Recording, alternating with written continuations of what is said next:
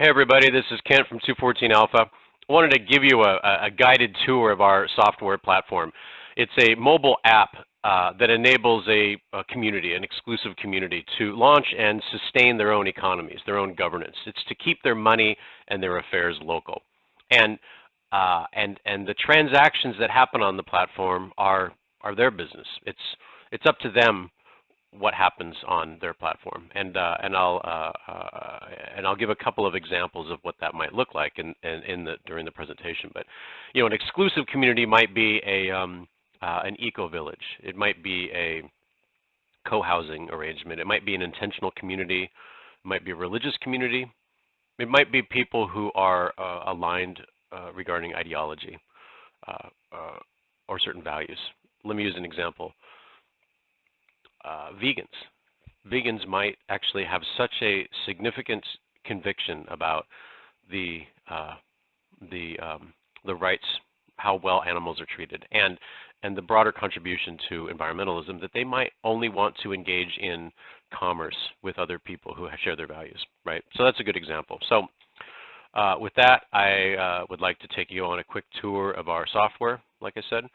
The software package itself has 7 pre-integrated functions.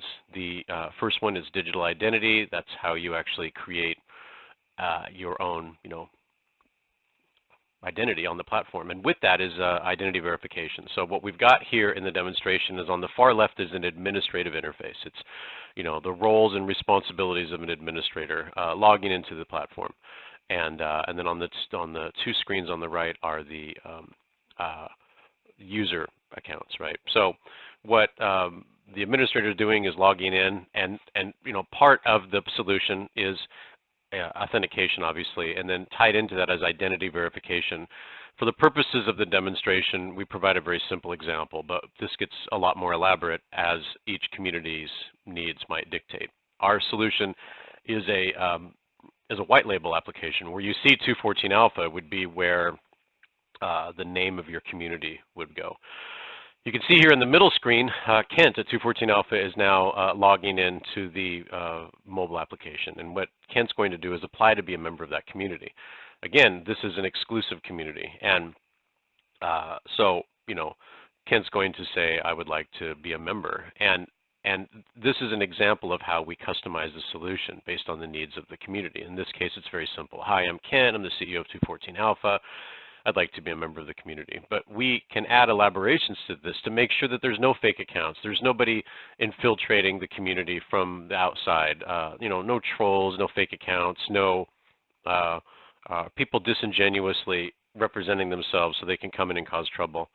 And so that goes into the identity verification part of the platform. This is your platform. This is your community, right? So, whomever is responsible for the administrative portion of that is to make sure that, they're a gatekeeper. Let's make sure that only the people we want in come in. So in this case, Kent was accepted and he's in the community.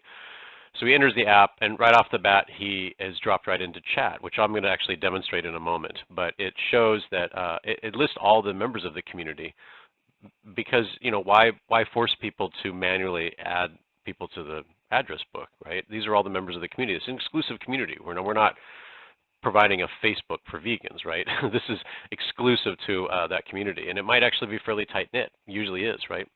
On the far right, we see that Jo is actually going to create her own profile. So you can choose an image, and you can choose a username and a first name, last name, email, etc.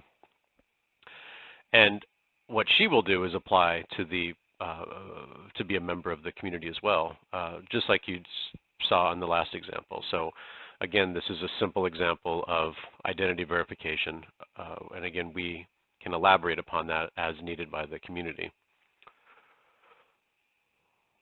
But she gets into the application, she applies to be a member of the community, same as before, and the administrator will be notified that somebody else would like to join. If you are an administrator of a Facebook group, this is about similar to what happens, except that, like I said, we add elaborations to this to make sure that there's not fake accounts, there's not trolls coming in.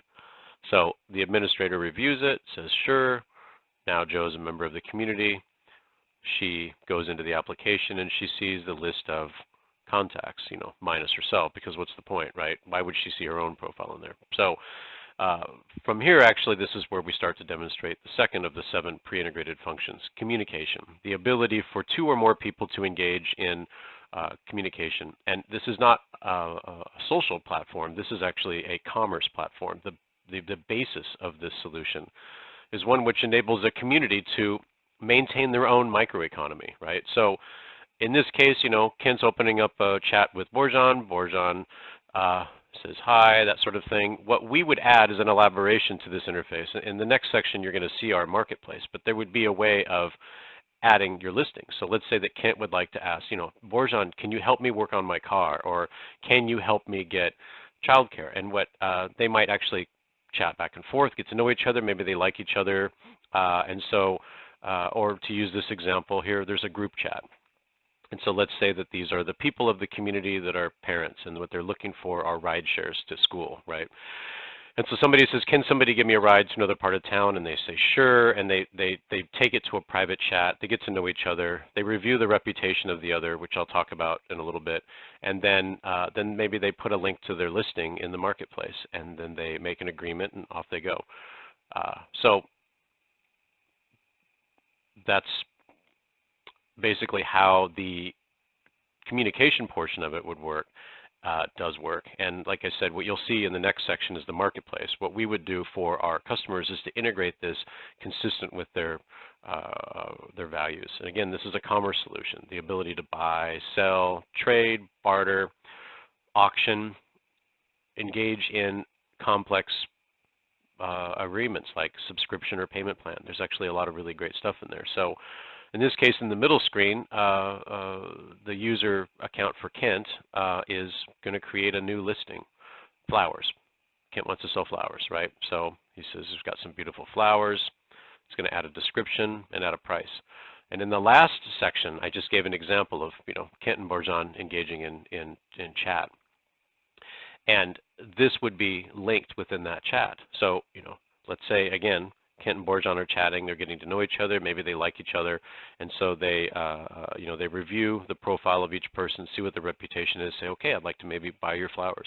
So a link would be made to this listing, and over in the administrative interface, you can see that the administrator here in a moment will be able to actually see all of the listings as well. In fact, everybody can. It'll be a marketplace, right? So, Kent's able to see the listing that he made from his perspective, and then there are all of the other listings. So, yeah, again, this is a pretty neat deal, right? You can have your own private, e-commerce solution, right? This is where things get really, really cool. What we provide is what we call banking, the ability of sending, receiving digital currency. Now that's actually pretty neat, because not only can we support, fiat currency, which is, an example would be US dollars or pesos or whatever else. You could also do digital currency. You could do Ethereum, or you could do other sorts of things. And then what we provide for our customers is their own community currency, a token, if you will, that's exclusive to that community, something like a loyalty token, with built-in incentives to use that token within the community. So, somebody might want to continue purchasing using dollars or whatever, but if they use their, what I have in there called the 214 bucks, so you can see deeds and titles are in there as well. You could actually do that. So the fifth capability that's in our current demo app is self-governance, and in the context of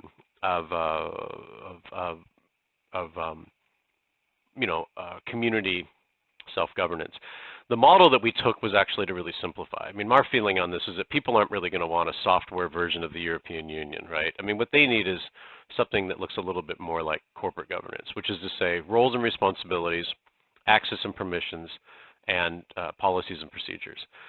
And if you look at how a well-run company functions in the private sector, the governance model, what they call corporate governance, is almost entirely invisible. The organization, the community, if you will, is working like a machine, and they're just clicking along. And people might be sick, but somebody else picks up the slack, off they go. It's not bloated, it's not overblown, it's not grandiose, it's just exactly what you need and no more, right? So what you have actually seen in the tour is a very simple example of governance, and that's by design. Actually, behind the scenes, you just saw roles and responsibilities, access and permissions, and then what we build for each community are the policies and procedures.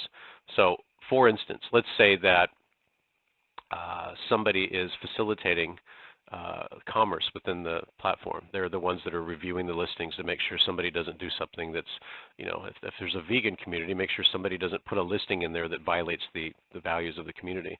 And let's say that they get paid for that, and that they get paid in a token. So that goes into their own wallet. But likewise, there could be community assets. There could be, as you saw in the wallet example, you could put deeds or titles into the wallet. So let's say that somebody puts the title or the deed to a piece of property into the wallet as collateral in exchange for community tokens, which can be done, not only legally, but it can be done in our software.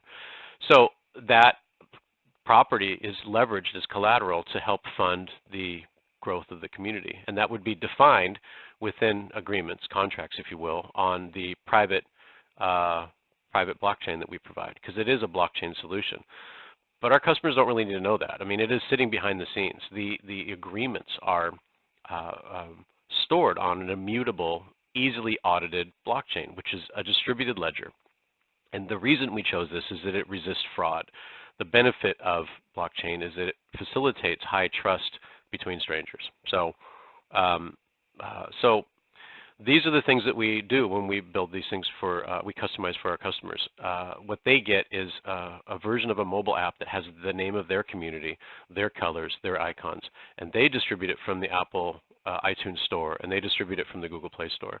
And their community members download it, install it, and then they review the applications to make sure that there is a reflection of their people in there, right?